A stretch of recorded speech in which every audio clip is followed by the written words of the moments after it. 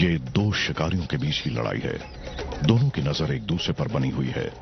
दोनों ही बहुत चौकन्ने हैं और उस सटीक पल के इंतजार में हैं जब दूसरे पर जानलेवा वार कर सकें।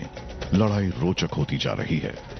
नेवला सामने से नहीं बल्कि बहुत बचते बचाते पीछे से हमला कर रहा था।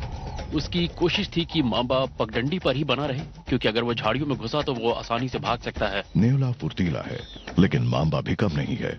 ये जहरीला सांप 22 फीट पर सेकंड की स्पीड से हमला कर सकता है। एक बार इसके नुकीले दांत नेवले के बदन में धंसे तो उसका काम तमाम।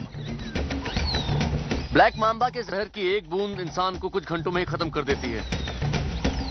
मुझे इनकी लड़ाई देखकर बहुत मजा आ रहा था। मैं चाहता था कि नेवला जीते।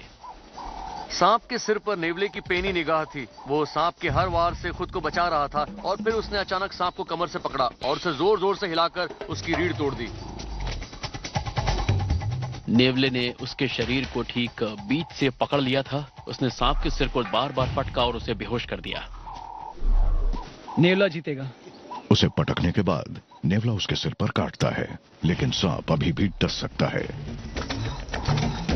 सांप बेहोश हो चुका था। नेवला हिम्मत करके थोड़ा आगे बढ़ा और उसने सांप के सिर को कुचलना शुरू कर दिया। वो ये काम बहुत होशियारी से कर रहा था, क्योंकि सांप मरा नहीं था। वो अभी भी अपने फन से नेवले की जान ले सकता था, इसीलिए उसने बहुत सावधानी से सांप के सिर को चबाया। वैसे सांप बुरी तरह से जख्मी था।